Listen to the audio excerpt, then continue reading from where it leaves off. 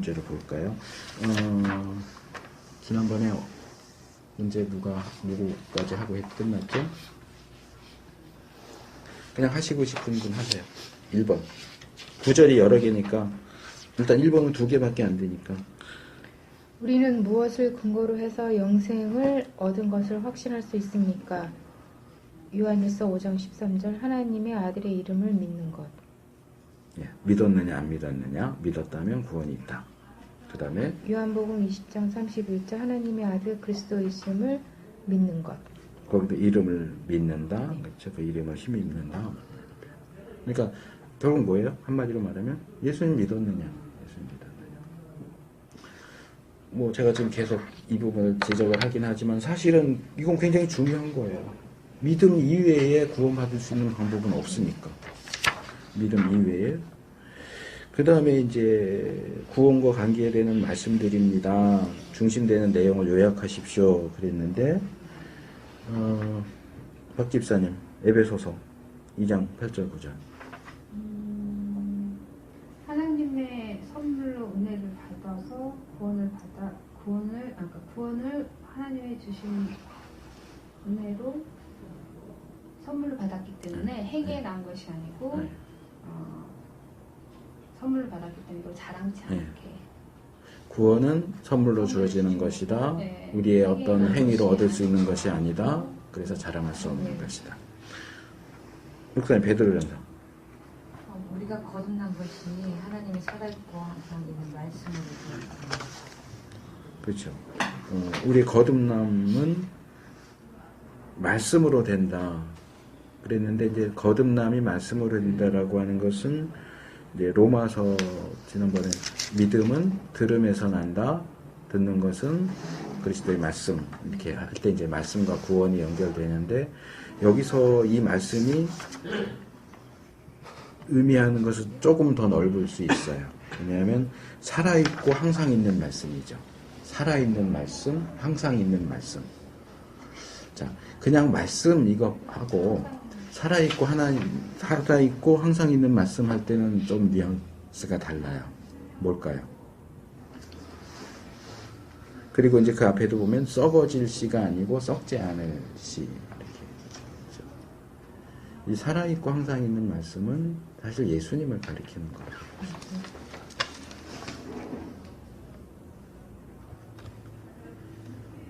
자, 로마서 10장 신주영 성도님. 누구든지 주의 이름을 부르는 자는 구원을 받으리라. 차별이 없다. 그렇죠? 자, 여기 또 중요한 게 이제 이름은 지난번에 설명을 드렸어요. 이름. 주의 이름은 주의 이름을 부르는 것은 주님을 부르는 거랑 같은 거고요. 이제 여기서 더 추가적으로 말씀드린 건 부른다는 건 뭘까? 찾는 부른다. 찾는 거. 또요. 주의 이름을 부르는 건 뭘까요?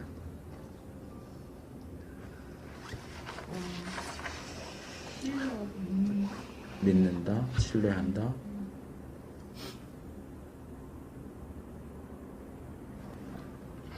의뢰한다? 의뢰한다, 신뢰한다. 그러니까 부른다, 뭐 다 맞아요, 다 맞는데 이제 부른다는 이게 여기도 부른다로 돼 있어요. 킹제임스에서는 거기 답 안 적으셨어요?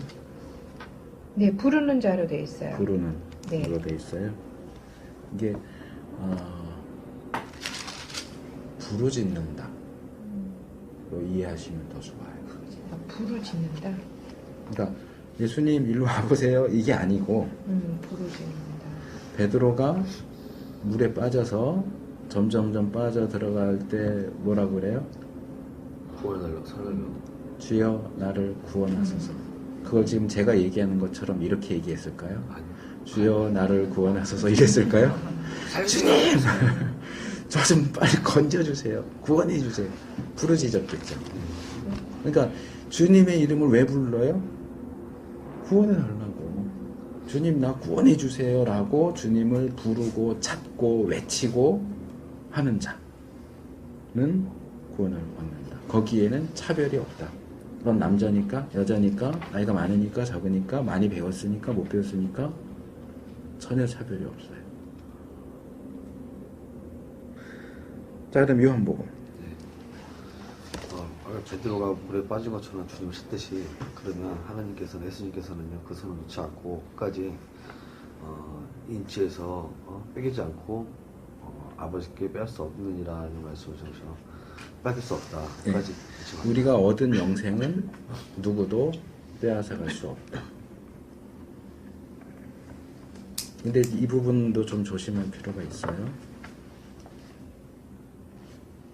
이게 이제 칼빈주의에서는 칼빈주의 5대 교리의 마지막 성도의 견인하고 연결이 되는데, 이제 이 표현 번역이 좀 잘못돼 가지고 성도의 견인 그러면 성도가 견디는 거 이렇게 보통 많이 생각하는데 그거 아니고요. 하나님이 한번 구원받은 자를 끝까지 놓지 않으시고 붙잡으신다. 하나님이 견인하시는 거예요. 인간이 견디는 게 아니고. 근데 이 부분과 관련해서 저는 성도의 견인을 100% 믿어요. 근데 이제 이렇게 표현하는데, 성도가 구원을 잃어버릴 가능성. 그러니까 아까 라우디게아 교회 얘기할 때도 나왔던 거예요. 영접했는데 예수님이 들어오셨다가 다시 나가시냐? 그럼 어떻게 되느냐? 그러니까 한 번 구원은 영원한 구원이냐? 그러니까 이 성도의 견인이 얘기하는 게 그거거든요. 한 번 예수 믿어서 구원받으면 결코 구원을 잃지 않는다. 칼빈주의 교리가 그것을 가리키기 때문에 맞아요. 맞다고 생각해요. 근데 한 번 구원을 얻은 자가 구원을 잃어버릴 가능성도 있다고 생각해요. 왜냐하면 그것도 성경에 나오니까. 그러니까 여기서처럼 빼앗을 수 없다, 빼앗길 수 없다. 로마서 8장 뒤에도 뭐 사망이나 뭐나 모두 하나님의 손에서 우리를 빼앗을 수 없다. 이렇게 하죠. 그러니까 빼앗을 수 없다, 오케이. 근데 잃어버릴 수 있다, 그것도 오케이. 왜? 성경에 나오죠. 히브리서 같은데. 보세요. 칼빈주의는 그것만 강조하잖아요. 절대 구원에서 떠날 수 없는 거. 심지어는 그 자살, 그것도 그렇고, 그 죽는 순간 영화의 단계로 들어간다.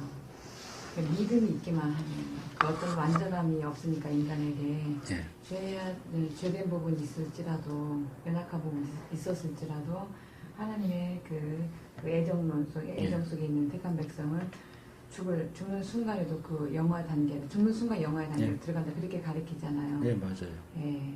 그리고 맞아요, 그게. 맞아요. 말씀 좀 가르쳐 주세요. 그게 맞대니까요. 근데 빼앗길 수 있다고 하셨잖아요.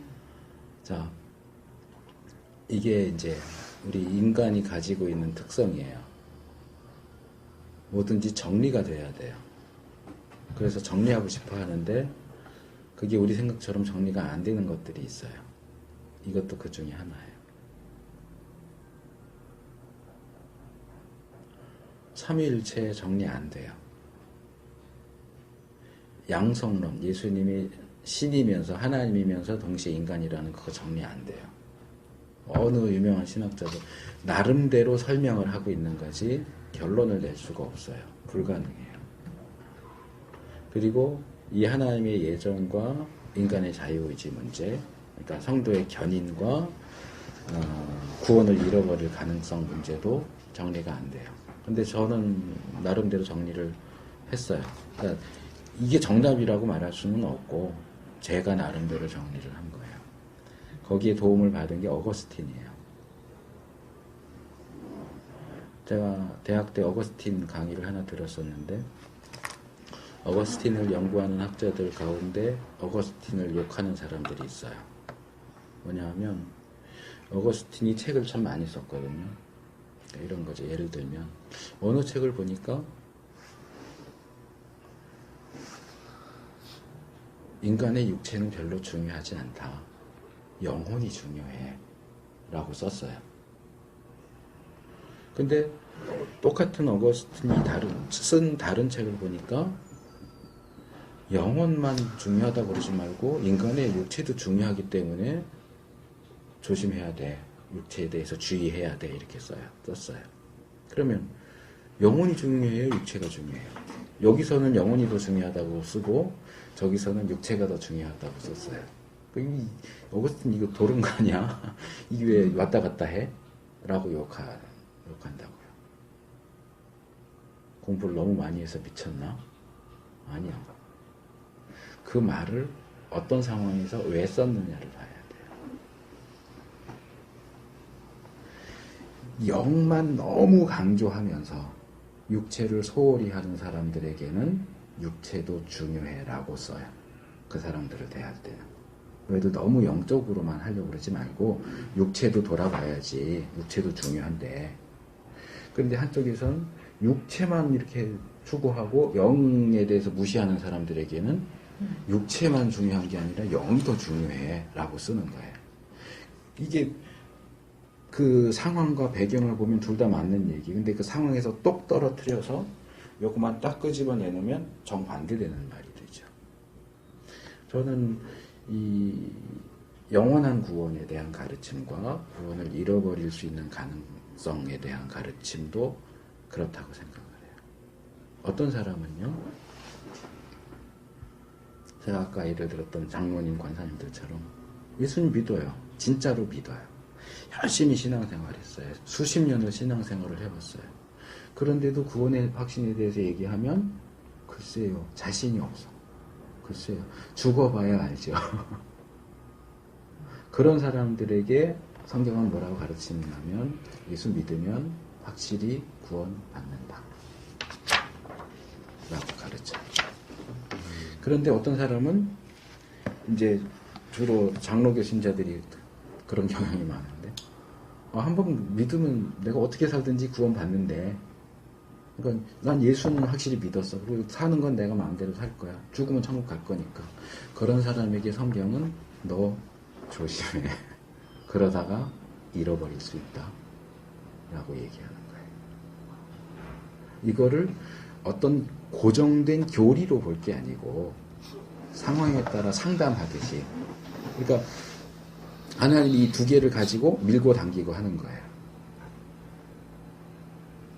그럼에도 불구하고 우리가 예수 믿어서 구원받는다는 거 절대적인 진리예요.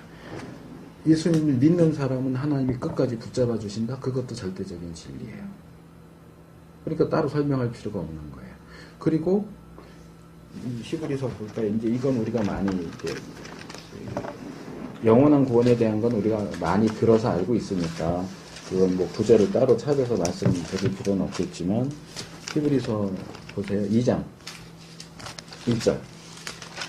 그러므로 모든 들은 것을 우리가 더욱 간절히 삼갈지니 혹 흘러 떠내려갈까 염려하노라. 여기 흘러 떠내려간다 하는 표현이 나오죠.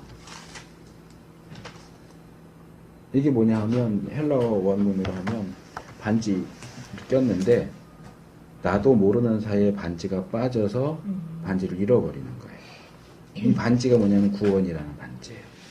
구원이라는 반지를 꼈는데 내가 삼가하지 않으면, 간절히 삼가하지 않으면 이게 어느 사이인가 빠져갖고 홀로 떠내려갈 수 있다. 3절. 우리가 이같이 큰 구원을 등한히 여기면 어찌 피하리요? 뭘 피해요? 뭘 못 피한다고요? 공변된 보응을 받는 것, 흘러 떠내려가는 것.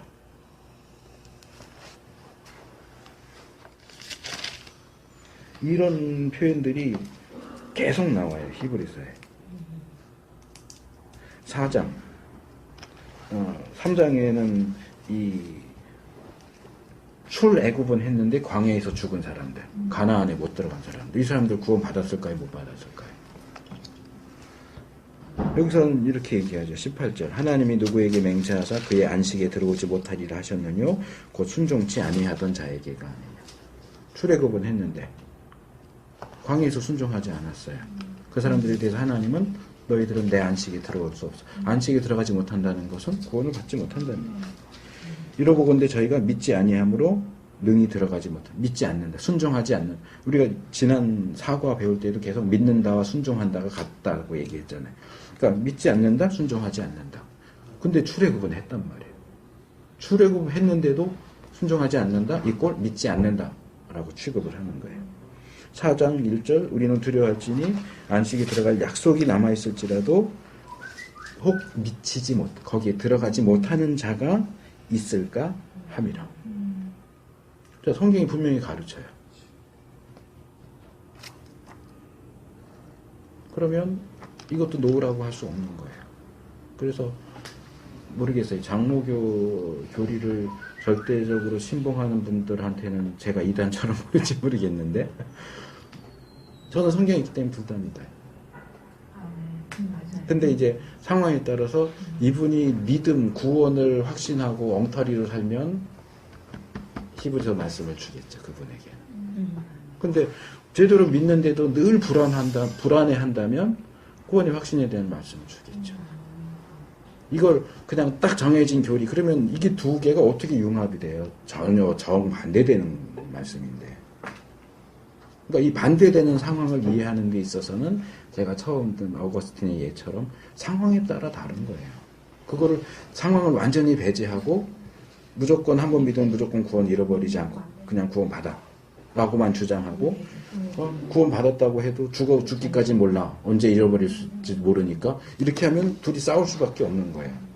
근데 성경하고 싸우면 어떡해요? 로마서하고 야고보서하고 싸우면 어떡해요? 둘 다 있는데 둘 다 사실인 거예요. 어떻게 이걸 조화시킬 수 있느냐?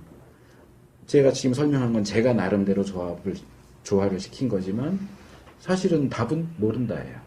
하나님만 아세요.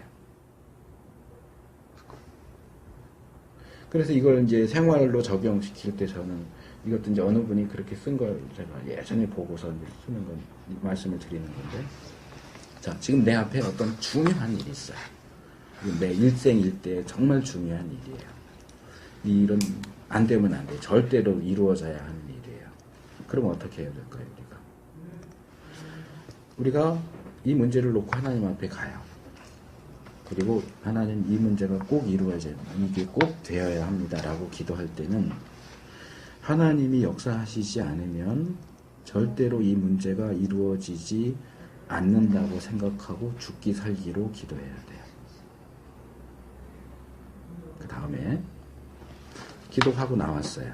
그 다음에 내가 이 일을 추진하겠죠. 이 일을 이루어지도록 하겠죠. 이 일을 할 때에는 내가 이 일을 조금이라도 소홀히 하고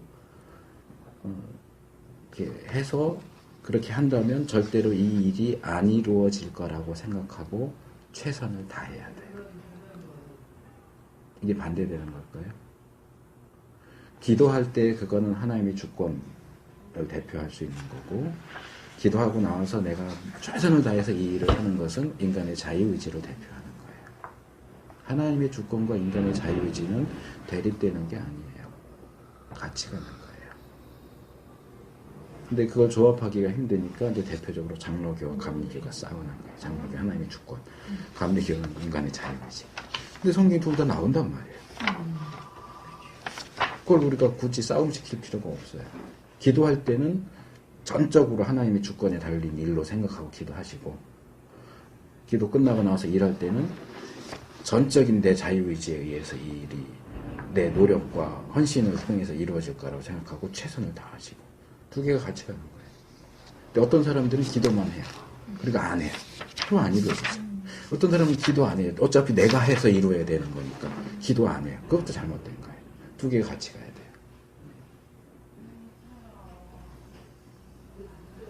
그래서 구원의 확신을 주는 부분에 있어서도 우리가 섣불리 주지 않아야 하듯이 영원한 구원에 대한 것도 모든 것을 배제하고 그것만 주려고 하면 안 돼요.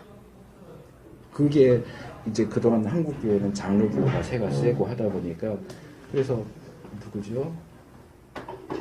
누가 그랬는데 한국교회는 예정론이 다 망쳤다고 그렇게 얘기하는 분들도 있는 게 바로 그거예요. 그것만 상황을 배제하고 교리로서만 던지고 그것만 주장을 하니까 사람들이 다 죄 짓는데 담대해지는 거예요. 난 믿었으니까 어쨌든 죽으면 구원 받으니까 천국 갈 거니까 사는 건 내 마음대로 살래. 그렇지 않아요.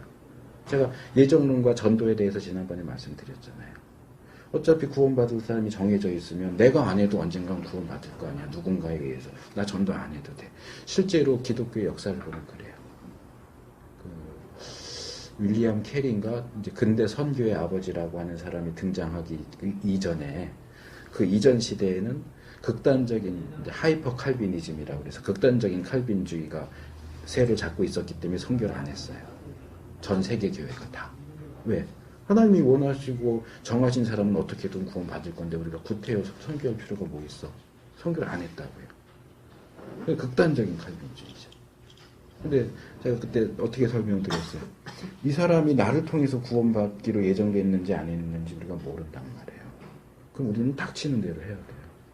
예정되었기 때문에 안 해도 되는 게 아니고 누가 하나님의 예정된 대상인지 누가 나를 통해서 구원받을 사람인지 우리가 알지 못하기 때문에 거기에 대한 책임이 있단 말이에요. 에스겔서에 있는 것처럼. 하나님이 나를 통해서 죄인에게도 회개하고 돌이켜야 되라고 말하도록 나에게 하셨는데 내가 그 사람에게 말을 안 해서 이 사람이 계속 죄짓다 죽었다. 그럼 그 사람은 자기가 지은 죄로 죽지만 그렇게 죽은 거에 대한 책임을 하나님이 나한테 물으신다. 근데 어느 사람이 나를 통해서 그 복음의 말씀을 들을 사람인지 어떻게 알아요? 그래서 칼빈주의 예정론을 반대하는 사람들이 주장하는 거는 예정론은 전도의 열정을 꺼뜨린다. 그렇게 반대하면서 그렇게 얘기하는데 제대로 된 예정론은 오히려 전도를 더 열심히 하게 만든다.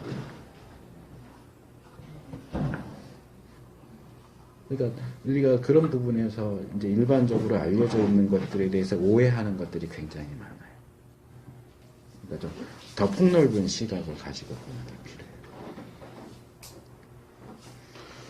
자, 그래서 영생을 빼앗을 수 없다. 이것도 아멘 해야 돼요. 거기에 대해서 현재 많은 그리스도인들이 믿음, 구원, 영생 이런 것만 하면서 제대로 살지 못하고 있기 때문에 이거 아니야 라고 말하면 안 돼요. 이것도 성경이 얘기하는 거니까 이것도 아멘 해야죠.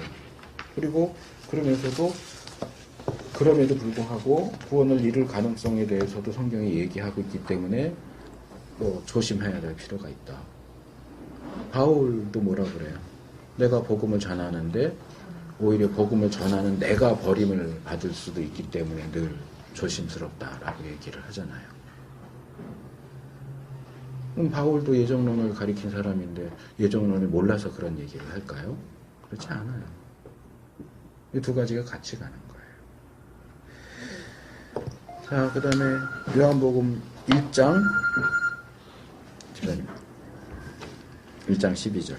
예수님의 이름을 믿는 자는 다 하나님의 아들이 되는 권능을 주셨다.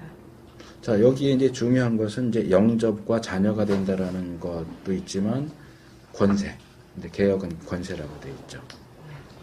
그러니까 말하자면 권리가 있는 거예요. 예수 믿는 사람은 정말로 예수님을 믿었다면 예수 믿은 사람은 구원받을 권리를 가진 있다라고 말할 수 있는 거예요.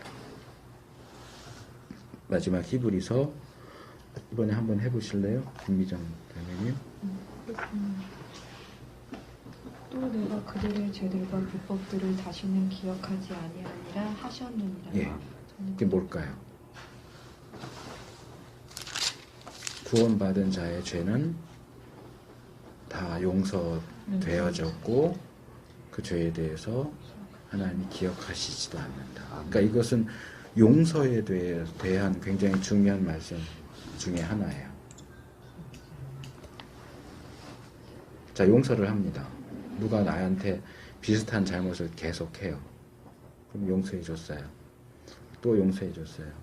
또 용서해 줬어요. 그리고 이제 너 이번에 4번째야. 그러면 그 용서예요? 아니에요. 용서는 기억하지 않는 거예요. 몇 번인지 세지 않아요. 나 첫 번째 용서했다, 두 번째 용서했다, 그러면 그건 용서가 아닌 거예요, 사실은. 그러니까 이런 거죠. 우리가 이 땅에 살면서 어떤 박경희 집사님이 아까 아주 큰 그런 케이스가 있었다 그랬는데, 이제 하나님 나라 갔어요. 예수 하나님 만났어요. 그 큰 건수 때문에 너무 죄송해가지고 하나님 그때 제가 정말 죄송했어요. 그때 용서해 주셔서 정말 감사한데 정말 죄송했어요. 그러면 하나님 뭐라고 그러실까요? 무슨 일인데? 기억하지 난 모르겠는데 하나님이 머리가 나빠서 잊어버린 게 아니고 머리가 나빠서 기억을 못 하시는 게 아니고 하나님이 어떻게 기억을 못 하시겠어요. 근데 잊어버리시는 거예요. 사실은 하나님이 잊어버리실 수가 없으신 분이시지만 더 이상 거기에 대해서 거론하지 않고 그 일이 있었다는 것 자체도 아예 그냥 지우시는 거예요. 근데 이제 남자들도 그렇지만 주로 여자분들이 이제 뭐 부부싸움이라든가 이렇게 하면은 히스토리컬해지잖아요. 많이. 히스테릭이 아니고 히스토릭. 역사를 쭉 이제 예전에 이것도 이랬고 이랬고 지난번에도 이랬고 저번에도 이랬고 이랬는데 이번에 또 그래. 히스테릭해져서 히스토릭도 하죠. 그렇죠? 그렇죠. 남편한테도 하죠. 네. 자녀한테 말하는 거. 그거는 참된 용서가 아니라 히스토릭해지는 거는 참된 용서가 아니에요. 하나님은 우리의 죄의 문제에 있어서 히스토릭해지지 않아요. 잊어버리세요. 물론 이것도 이제 과거의 죄, 현재의 죄, 미래의 죄 다 포함되고 이제 신의 열애 읽어보신 분은 알겠지만 그 장면이 나오잖아요. 예수님이 십자가에 박히실 때 오른손 왼손 할 때 그 참 기가 막히게 썼어요. 지네들보다. 예수님의 팔이 십자가에 이렇게 놓여져서 여기다가 못을 박으려고 이렇게 할 때 시간이 멈춰요. 그 하나님 명령하세요. 천사들아, 과거로 가서 과거의 모든 죄들을 모아와라. 과거로 시간을 넘어서 과거로 가서 모든 지어진 모든 죄를 가지고 와서 여기다 딱 놔요. 그리고 옷을 꽉. 오른손 할 때 또 시간을 멈춰요. 미래로 가서 미래의 모든 죄를 다 모아와라. 그래놓고 꽉.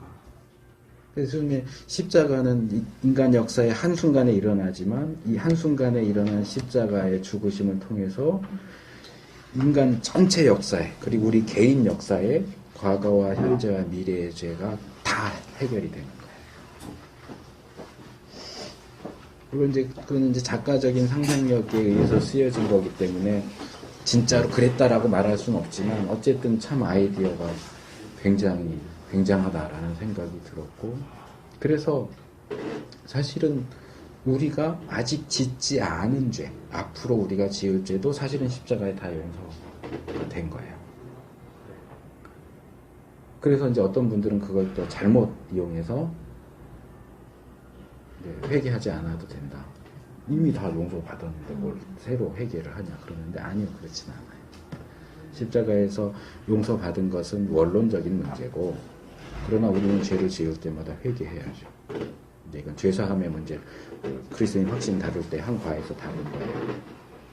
그래서 성경 구절을 우리가 어떻게 보느냐에 따라서 정말 무수한 주장이 나올 수 있어요. 이단도 다 거기서 나오는 거예요. 이단치고 성경 얘기 안 하는 이단이 어디 있어요? 그러니까 그건 결국은 성경을 얘기하느냐 아니냐가 문제가 아니고 성경을 어떻게 해석하느냐, 성경을 바르게 해석하느냐 그렇지 못하냐가 문제인 거예요. 근데 뭐 요즘에는 이단만이 문제가 아니고, 사실 뭐 그 문제가 요즘만의 문제는 아닌데 정통적인 교회 안에서도 성경 해석이 잘못되는 케이스들이 굉장히 많아요. 그거 조심해야 돼요. 늘 깨어서 베레아 교인들처럼 바울이 얘기한 것도 정말로 그러한가 성경을 참고해야 되고, 분별해야 돼요. 그냥 뭐 유명한 목사님이 얘기하는 거니까 맞겠지 그러면 안 돼요. 유명한 목사님은 안 틀리나요?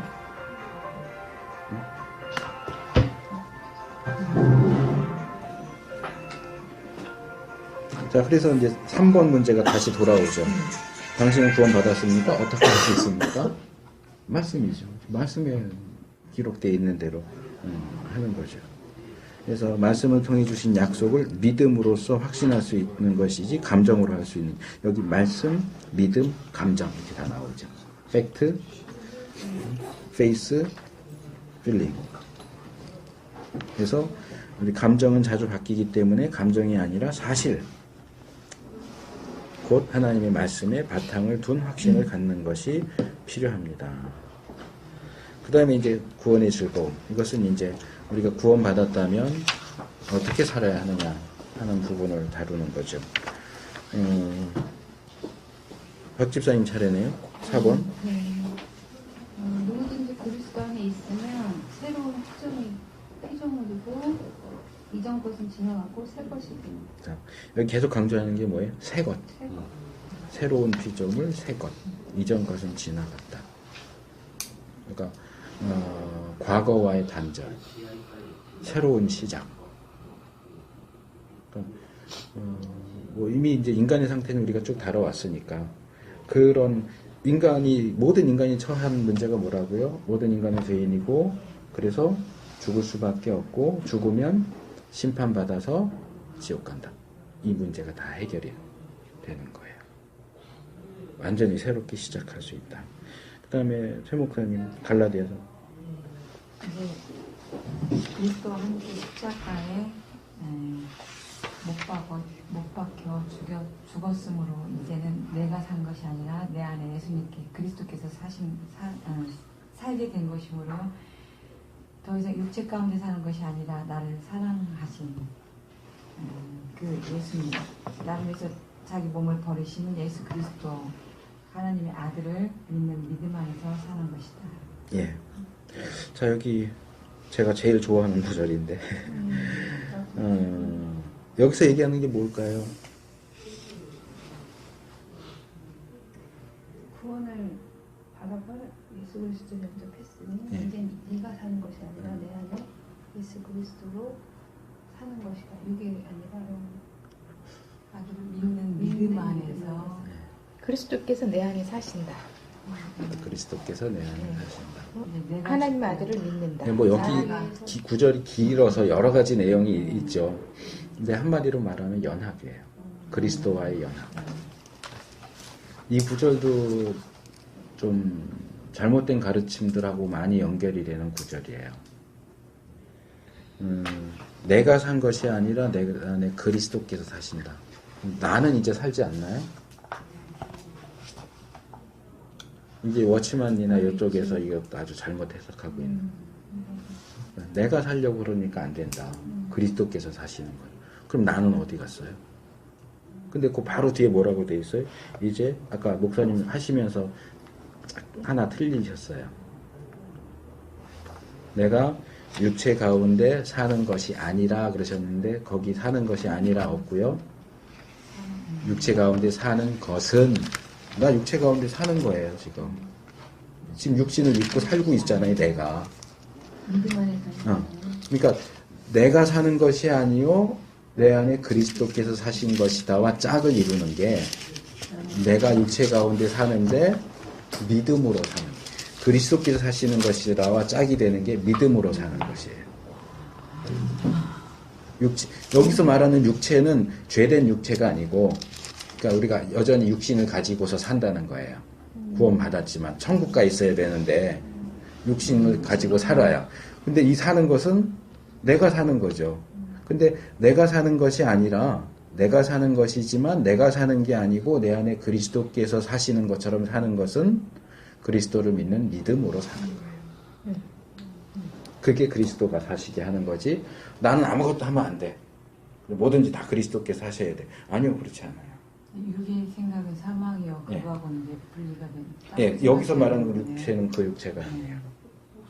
요즘에 막 자아주기라는 설교 말씀이 예. 많고 그런데 예. 이거를 보면은 꼭 이제 십자가 내 안에 나를 못 박아라 이런 거 꼭 내 안에 그 자아를 죽여라 뭐 이렇게 좀 받아들일 수 있는데 일단은 결론적으로 말하면 그건 잘못된 가르침이에요.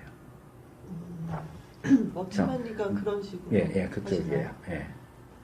그래서 보세요. 여기 내가 그리스도와 함께 십자가에 못 박혔나니, 자, 못 박혔나니 뭐예요? 저를 내가 사랑하시. 지금 성도님이 표현한 표현을 생각을 해보세요. 자아를 십자가에 어떻게 해라? 죽어. 죽여라? 죽여라? 자, 여기 죽여라. 그래 돼 있어요? 못 박아라라고 돼 있어요? 못 박혔어요. 나는 수동적인 입장이에요. 누가 못 박았어요? 예수님이 십자가에 못 박은 걸 로마 군병들이 했지만 쭉 올라가면 하나님이 하신 거예요. 그렇죠? 그리고 주님이 죽으실 때 나를 거기에 가지 못 박혀서 죽게 하신 분은 하나님이에요. 내가 나를 못 박는 게 아니에요. 하나님이 나를 못 박으셨어요. 죽이셨어요. 그리고 이제 여기는 죽는 것만 나오지만 이제 진하게 다른 것처럼 같이 또 살리셨죠. 살리신 것도 내가 살아난 게 아니에요. 근데 그거를 뭐 박아라, 죽어라, 살아라? 아니, 그건 우리가 할 수 있는 게 아니에요. 하나님이 하시는 거예요. 그러니까 이런 부분을 조심스럽게 구분해서 보셔야 돼요. 이 말씀을 그 제자의도에 그 자기 부인하고 연결시켜서 생각을 하니까요.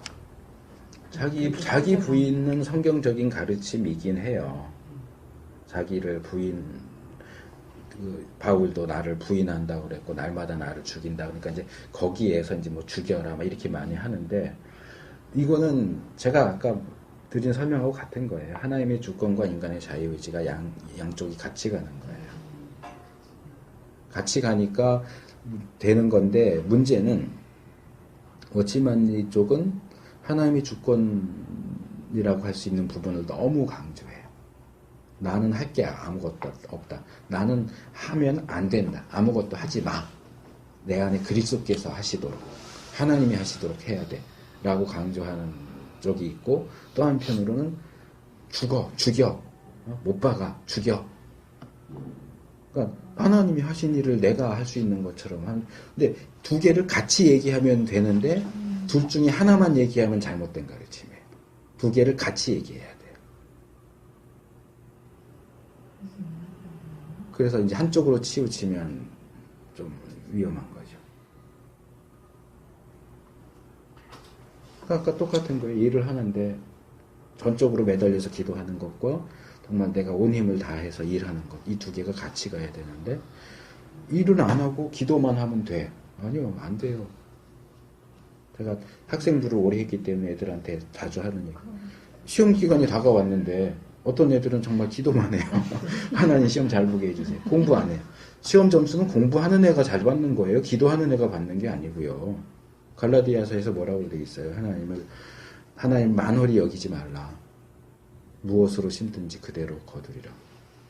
공부해야 좋은 점수가 나오죠. 기도한다고 좋은 점수가 나오나요?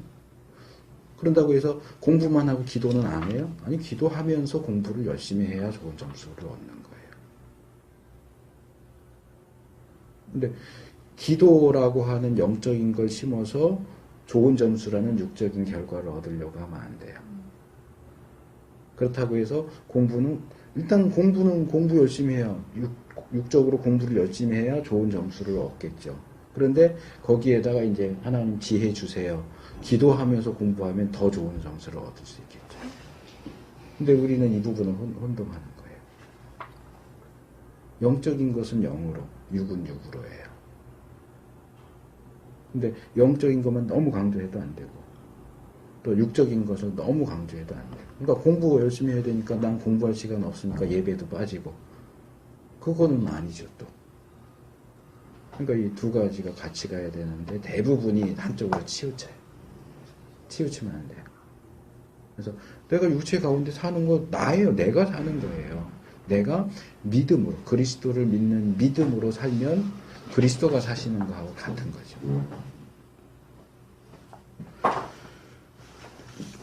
뭐 이 구원의 즐거움 4번, 5번 문제는 우리가 이제 그리스도의 확신이나 생활 지침하면서 다시 더 할 거기 때문에 일단 쭉 넘어가요. 5번 지금 누구까지 했죠?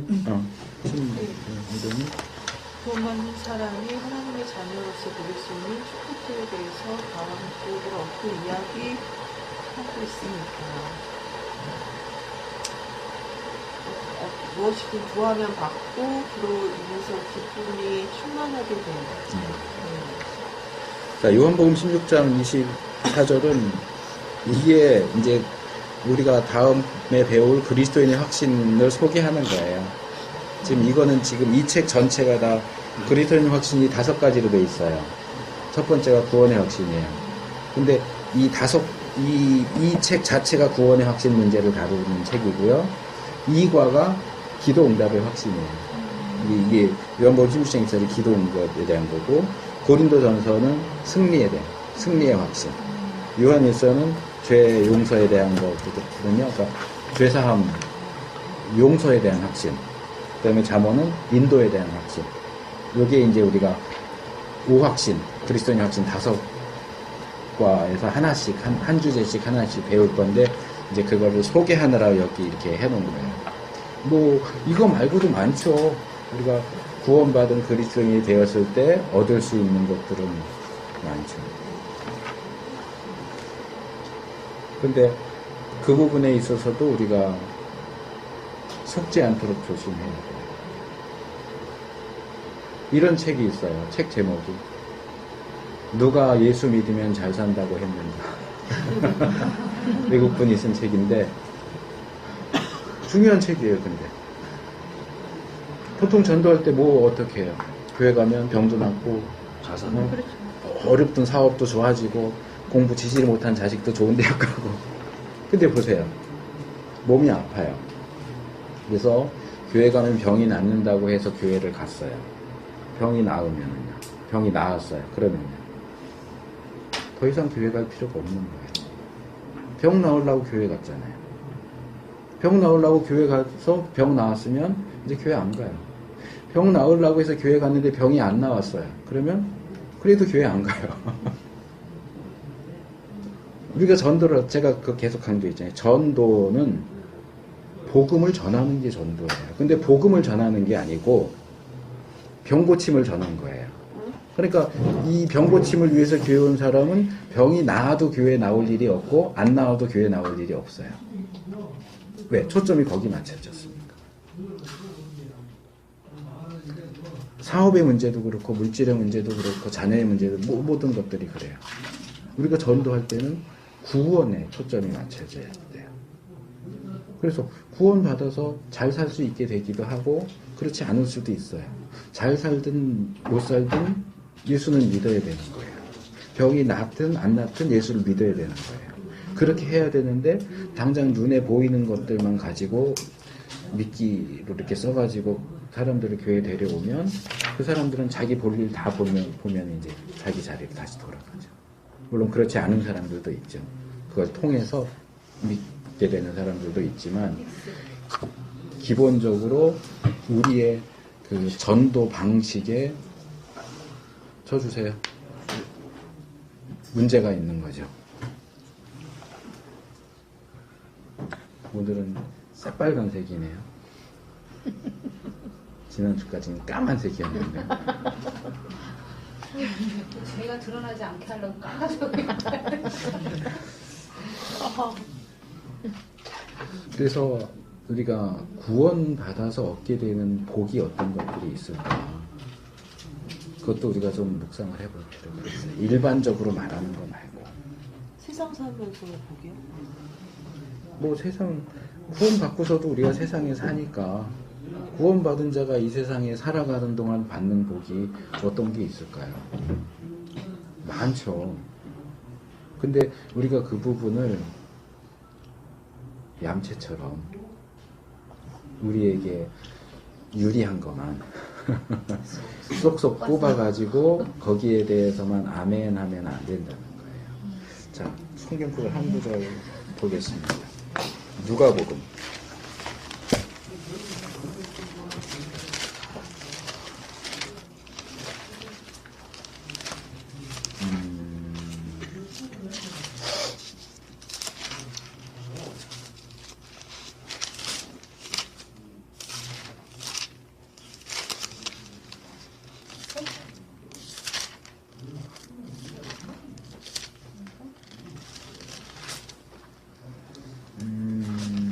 9자 청년에 대한 내용인데 몇 장이죠? 13. 그 12장 13절. 12장? 아닌데? 한 부자의 비유. 아니, 부자 청년. 부자 청년에 대한 게,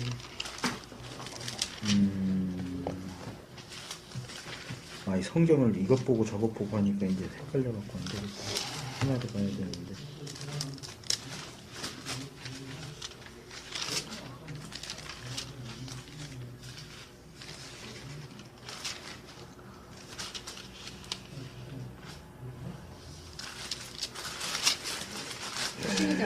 십이장 12장이에요? 12장 13절 15, 13절. 무리 중에 한 사람이 이르되 선생이 내 형을 명하여 무역을 나와 나누게 하소서 하니 이르되 이 사람아 누가 나를 너희의 재판장이나 그거 아니에요. 그거는 그냥, 청년? 네. 낙타받을 그거예요? 아니, 그거 아니고, 어떤 청년이 와서 어떻게 하여야 청구할 수 있나? 구원을 받을 수 있겠습니까? 영생을 얻을 수 있습니까? 그래갖고, 내 재산을 다 팔아라 하는 내용 나오잖아요. 이게, 누가복음이 아니고, 마태복음이다. 마태복음 19장. 마태복음 19장.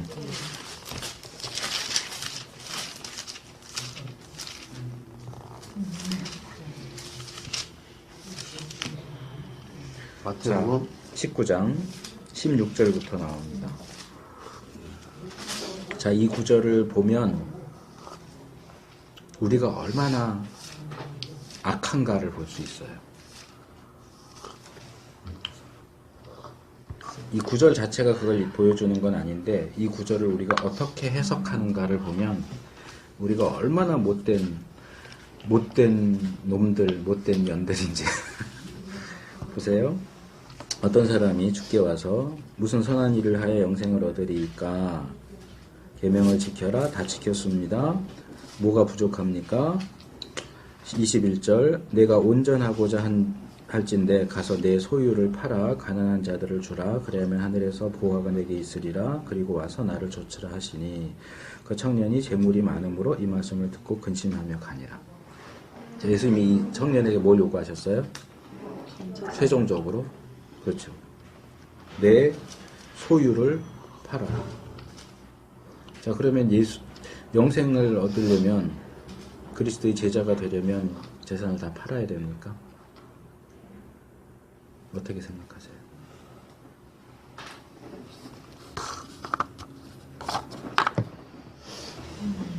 구원 받으려면 재산을 다 팔아야 됩니까? 말을 해보세요. 재산을 다 팔으라는 그 결과적인 얘기보다는 형제를 사랑하고 하나님께 모든 걸 다 그냥 맡기는 거예요. 기독교 역사를 보면 이 말씀을 문자적으로 받은 사람들이 있어요. 성 프란시스코도 그랬고 드물지만 몇몇의 사람들이 그렇게 했던 적이 있어요. 하지만 교회의 그 정통적인 기독교는 이 구절을 이렇게 해석을 합니다. 이 말씀은 이 부자 청년에게만 해당되는 말씀이다. 모든 그리스도인이 구원받기 위해서 자기의 소유를 다 팔 필요는 없다. 이 말씀은 우리가 재물에 대한 욕심을 버리고 필요에 따라서는 없는 사람들에게 줄 수도 있고 주님이 요구하시면 우리가 일상적으로 드리는 것 이상으로도 드릴 수 있어야 된다. 재물에 대해서 욕심을 가지지 말아라 하는 말씀이다 라고 가르쳐요. 이 해석은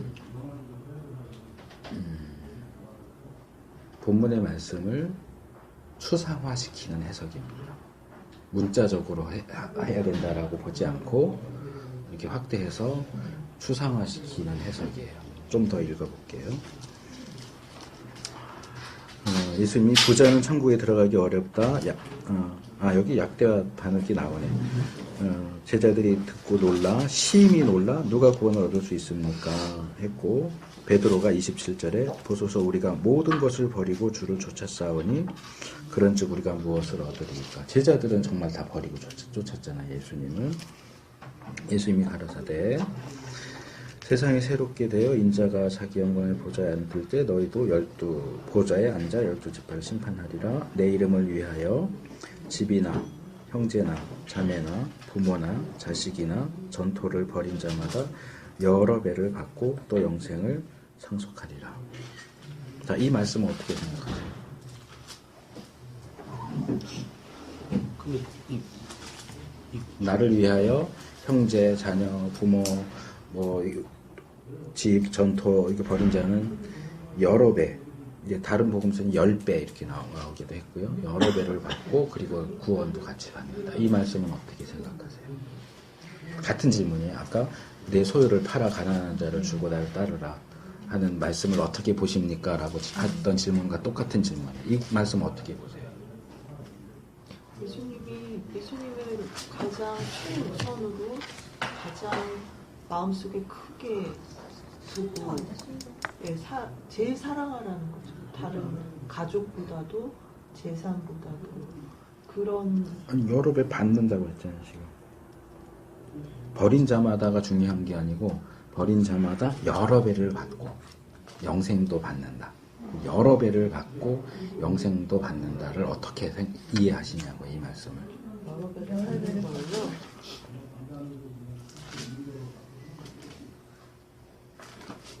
이 구절은요, 설교하면 교회가 떠내려가라고 아멘해요. 성도들이. 왜요? 여러 배 받으려고. 왜냐하면 이 본문의 경우는 문자적으로 해석하기를 원해요. 말 그대로 여러 배 받는다고 그랬으니까 정말 여러 배를 받기를 원해서 아멘을 해요. 근데 이 본문을 자세히 보세요. 여러 배 받을 수 있는 것도 있는데 여러 배 받을 수 없는 것도 있어요. 형제 자매 여러 배 받을 수 있어요. 부모 여러 배 받을 수 있어요. 그렇죠. 그리고 다른 복음서 보면 여기에는 빠졌는데 아내 낳아도 들어가 있는 복음서도 있어요. 이 같은 사건을 다룰 때. 네, 여기는 아내가 나왔어요. 여기에는 없어요. 네, 여기 여기 아내도 있어요. 우리 개혁에는 여기 없는데 다른 데는 이제 아내 나가 들어가 있죠. 아내 남자들은 좋아할지 모르겠어요. 아내를 여러 배 받으면. 근데 현실적으로 아내를 여러 배 받는 게 성경적인가요? 형제, 자매, 여러 배. 자식, 전토는 여러 배 받을 수 있어요. 부모, 아내는 여러 배 받을 수 없어요. 무슨 얘기예요? 이 구절은 문자적으로 해석할 수 없는 구절이에요. 여러 배란 게 더 큰 보상 아니에요? 더 큰 상급. 더 많이. 그러니까 여기서 본문에서 말하는 것은 예를 들어서 땅 10마지기 그랬으면 여러 배니까 20마지기, 30마지기 이렇게 받는 거죠. 문자적으로 보면. 근데 우리가 사실은 소유를 팔아라는 이건 모든 사람에게 통용되는 게 아니고 그런 정신을 가져야 된다는 얘기야라고 해석할 만한 근거가 본문에 전혀 없어요. 이건 오히려 문자적으로 해석을 해야 되는데 문자적으로 해석을 안 해요. 왜요? 우리한테 불리하거든요. 그리고 밑에 나오는 구절은 문자적으로 해석할 수가 없어요. 근데 이거는 오히려 문자적으로 해석을 해요. 목사님들도 많이 그렇게 설교를 하고 이렇게 조목조목 따지지 않고 그냥 여러 배 받는다. 아멘. 해요. 전체가 다 그렇다는 얘기는 아니에요. 이제 일반적인 추세가 그렇다는 거예요. 지금 몇 절 떨어지지 않은 구절인데 문자적으로 받아야 될 것 같아 보이는 구절은 추상적으로 해석하고 문자적으로 해석하기 어려워 보이는 구절은 문자적으로 해석해요. 기준이 뭘까요? 나예요. 내가 뭔가 손해보는 것 같으면 추상화시켜버리고 내가 뭔가 얻을 수 있을 것 같아 보이면 문자적으로 고집하고 하나님 여러 배 주신다 그랬잖아요. 내가 이 교회 짓느라고 내 집 바쳤는데 하나님 왜 집 여러 배 안 주세요?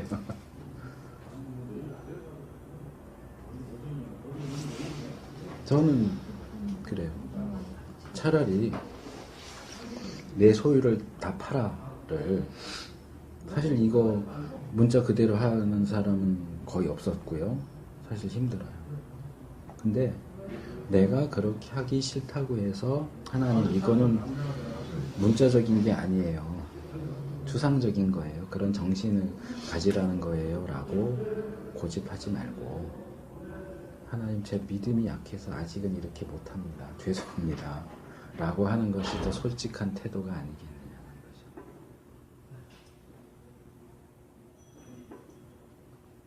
우리가 성경을 읽을 때 우리에게 유리한 거는 자꾸 그대로 이루어져야 된다고 문자적으로 해야 된다고 하나님한테 막 따지고 왜 안 주냐고 그러고 내가 해야 될 부분에 대해서는 조금도 손해보지 않으려고 다 이렇게 흐리멍텅하게 해놓고 막 흩어놔 버리고 이건 하나님 앞에서 굉장히 악한 태도.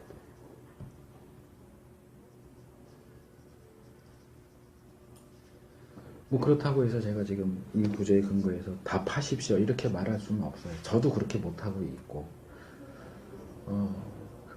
그래서 살면서 그래도 자꾸 이 말씀을 생각을 하죠. 이렇게 집에 뭔가가 이렇게 하나둘씩 점점 많아지면서 이러면 안 되는데 집에 뭘 자꾸 들여놓으면 안 되는데 이사 갈 때 불편해질 만큼 이렇게 많아지는 건 아닌데 근데 사람 욕심이 안 그렇잖아요. 집도 점점 넓게 가고 싶어 하고 그렇죠? 좁게 가지 않고 넓게 가려고 그러고 이제 옷도 점점 좋은 거 입고 싶고 소유 다 팔으라고 안 하셨네요. 내 소유를 팔으라고 그랬지 다 팔라고 안 하셨잖아요. 아 다가 아니라 거기 다는 아니에요. 지금 이렇게 작은 자에게 소자에게 한 것이 나에게 한 거라고 하셨으니까 여기는 가난하고. 버린 목 여기는 그냥 내 이름을 위하여 20이나 형제나 자매나 부모나 자식이나 전토를 벌인 자마다 여러 아니, 명을 앞에 이제 그 부자 청년 다는 아닌데 벌인 자마다 보세요. 21다 파는 건지 그냥 그 가서 내가 온전하고자 할지인데 그렇게 팔아 그렇게 팔아. 이제 얌체같이 읽으면 안 되고요. 보세요. 가난한 자들을 여기 팔아. 다는 없어요 물론. 예, 다 여기도 없어요. 온전하고자 할진데 와서 나를 21절 21절 가서 내 소유를 팔아 가난한 자들을 주라 그리하면 하늘에서 보화가 내게 있으리라 그리고 와서 나를 좇으라. 뭐예요? 나를 좇으라. 내 제자가 되라. 그래서 먼저 예수님의 제자가 된 베드로를 위시한 친구들이 뭐라 그래? 보소서 27절 우리가 모든 것을 버리고 주를 쫓았사오니. 근데 우리는 뭘 얻었으면 그러니까 저 청년은 못 버리고 재산이 너무 많으니까 고민하면서 갔어요. 그러니까 베드로가 옆에서 이렇게 보니까 우리는 다 지금 버렸거든. 이미 다 버리고 왔는데 지금 얻은 건 없어 별로. 그러니까 금방 또 이제 베드로는 늘 그렇게 그 요즘 애들 말로 갑툭튀 갑자기 툭 튀어나와가지고 계속 이렇게 하죠. 우리는 뭐 얻겠습니까? 하고 예수님 대답을 해주시니까 우리는 사실 베드로처럼 모든 걸 다 버리지도 않았어요. 그랬는데도 이제 그것 정황 다 버리고 여러 배 이제 눈이 여러 배에만 가 있는 거야. 여러 배. 내가 주님을 위해서 요만큼 했으니까 여러 배. 요거 했으니 다는 모든 것을 버린 적은 없는데 어쨌든 여러 배. 그러니까 결국 제자들이 그렇게 한 것처럼 여기는 이렇게만 나오지만 다른 복음서에 보면 예수님이 이 청년을 굉장히 사랑하셨다고 나와요. 굉장히 사랑하셨고 안타까워하시고 이 형제가 정말 예수님의 제자가 되기를 원하셨는데 가죠. 예수님의 제자가 된다라고 하는 건 뭐냐? 제가 이제 이 구절을 제가 누가복음으로 헷갈린 게 누가복음은 굉장히 급진적인 제자도를 얘기해요. 그래서 뭐라 그래요? 부모 버리지 않으면 내 제자 될 수 없다. 소유 버리지 않으면 내 제자 될 수 없다. 그래서 이제 이 말씀도 누가복음에 있는 줄로 제가 착각을 한 건데 누가복음 자세히 보세요. 능히 내 제자 되지 못하리라. 이 표현을 계속 하세요. 요즘 이제 교회 안에서 제자 훈련 하다 보니까 이것도 아까 이제 육적인 그리스도인, 영적인 그리스도인처럼 나눠져요 또. 누가복음 18장에도 예. 52절에 나와요. 예. 예수께서 이 말을 들으시니 내게 아직도 한 가지 부족한 것이 있으니 내게 있는 것을 다 팔아. 네, 거긴 다가 있네요 또. 그러니까 여긴 다가 있는데. 그게 하늘에 내게 보좌가 있으려 그래서 나와 따르다. 그러니까 여기 이 땅의 어떤 그거가 다. 중요하지 않다. 하늘 그거 보좌에 그거가 여러 배 얘기하시는 거 아닌가? 네, 그 여러 배는 여기 여긴 지금 안 거기까지 안 나왔는데, 갔죠. 예, 그렇죠. 예, 거기까지는 안 거기까지 갔죠. 안 갔는데. 그러니까 어쨌든 낙타가 바늘 이 얘기 되게 많이 하잖아요. 그것도요. 네. 제가 이따 밥 먹으러 가서 보여드릴게요. 여기 페이스북에 누가 가서 정말 그 예루살렘 성벽에 바늘기라고 하는 문이 있어요. 그거 찍어서 올렸길래 받았는데 그것도 속는 거예요. 목사님들이 설교 잘못하고 있어요. 그러니까 낙타가 바늘기라고 하는 것은 이제 예루살렘 성벽에 그 조그만 문 이렇게 구부리고 들어가 낙타도 무릎을 꿇고 지나갈 수밖에 없는 작은 문이 있어서 그거 이름이 바늘기라고 하는 이름이 있다라고. 바늘기 아니구나. 아니 바늘기가 아니고 아니 잘 들으세요. 제 얘기 한국말은 끝까지 들으셔야 돼요. 한국말 하셨어요? 목사님들이 설교를 하면서 그 구절을 그렇게 설명을 많이 하시는데 네. 그 설명이 틀렸다는 얘기예요. 왜냐하면 그 바늘기라고 하는 문은요. 예수님이 이 말씀하신 것보다 훨씬 후대에 만들어졌어요. 그러니까 예수님 말씀하신 건 정말로 말 그대로 바늘귀예요. 그 문을 가리키는 게 아니에요. 바늘기면 바늘기. 불가능하다는 그렇죠. 인간이 스스로 힘으로 구원받는 건 불가능해요. 하나님만 하시는 거예요. 그거를 이상하게 완화시키고 때려 맞춰가지고 거기 바늘기라는 문이 있는데 아니요 그거 아니에요. 시대가 맞지 않아요. 예수님 시대에는 바늘기라는 문이 없었어요. 그거를 나중에 막 갖다 붙여갖고 그게 그거다라고 하는데 아니요 그렇지 않아요. 그러니까 성경을 연구를 열심히 해야 돼요. 그래서 여기 보고 저기 보고 다 보면서 비교해야지. 한 거 하나만 보고 아 이게 문이 있었는데 그거 가리키는 거다 그럼 이제 그냥 그거 보고 아싸 그러고 이제 설교하는데 아니요 또 다른 데 막 뒤져보면 이 문은 그 시대에 없었다라는 얘기가 또 나온단 말이에요. 그러면 그런 걸 다 같이 해가지고 제대로 가르쳐야 되는데 성경 연구를 이만큼밖에 안 하고 막 하니까 잘못된 가르침들이 교회 안에서 많이 나올 수밖에 없는 거예요. 낙타라고 해석된 것도 원래 그 밧줄이었나요? 아 그거는 이제 헬라어 본문에서 헬라어 단어가 이제 스페링을 몇 개를 바꾸면 그렇게 되기는 하는데 그거는 사본상 근거가 없어요. 추정만 하는 거예요. 이렇게 바꾸면 이게 되지 않겠냐라고 얘기하는데 밧줄로 되어 있는 사본이 없단 말이에요.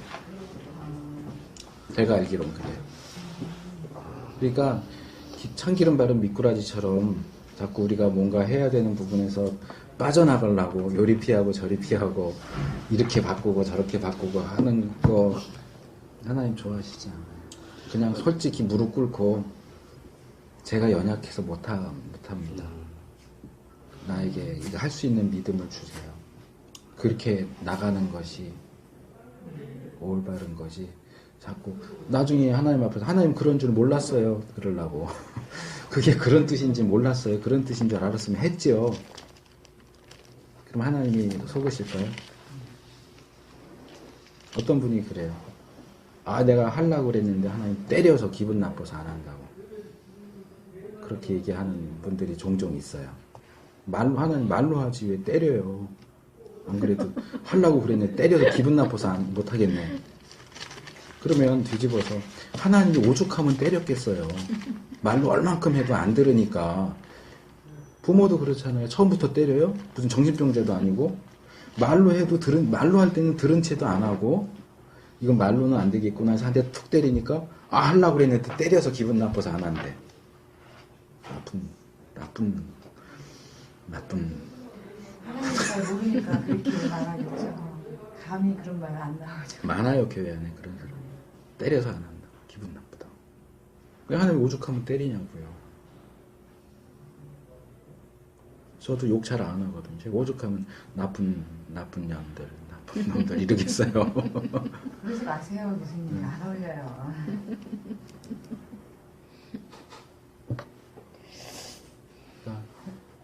말씀을 배우면 배울수록 그러니까 말씀 앞에 서는 건 하나님 앞에 서는 거예요.